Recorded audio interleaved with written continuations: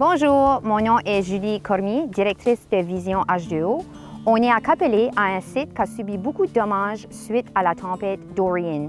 Donc, on remarque beaucoup dans la région du développement le long des côtes où il y a beaucoup de pertes de terrain qui est causée par l'érosion côtière.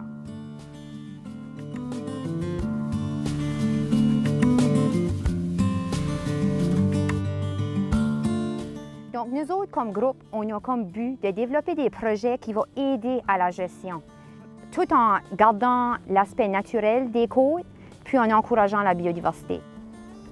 L'automne dernier, on a eu la chance de collaborer avec Rosemary Lonis, une experte en restauration naturelle des côtes, pour faire la première phase du projet. Donc, cette phase-là, la préparation était vraiment basée sur la méthode des côtes vivantes. So we're working on an open soil slope today.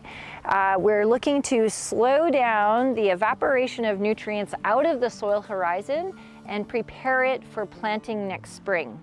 So this is a typical fall installation where we put on a burlap coating right tight to the soil, pin it in place with hardwood stakes, put some rocks and some seaweed over top.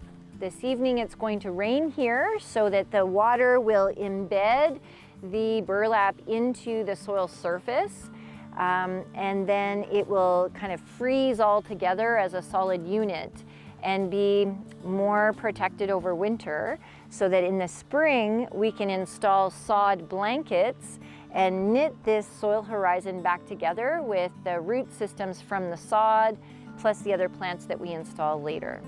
So this burlap treatment, it's a wide weave burlap so that it's easy to manipulate and bend and open up as needed around boulders and plants and things.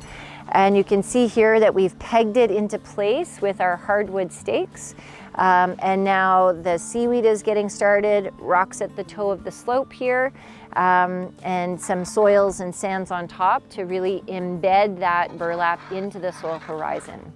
This will protect our soil slope for the winter time, and in the spring it'll be ready for us to do the next stage of work.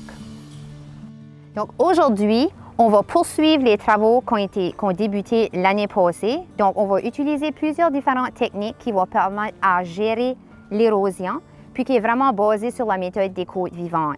Donc cette approche permet d'utiliser des plantes indigènes, des matériaux de la nature, des principes scientifiques avancés et la restauration d'écosystèmes pour venir rétablir la végétation puis stabiliser les pentes côtières.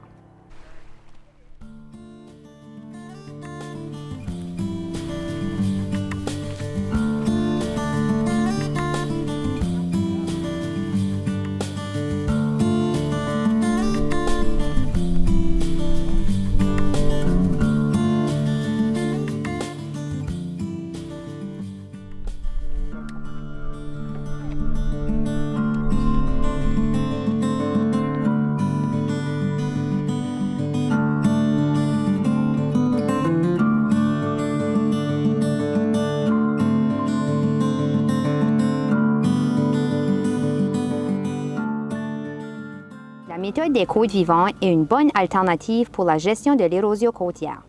Nous sommes très satisfaits des travaux menés sur ce site.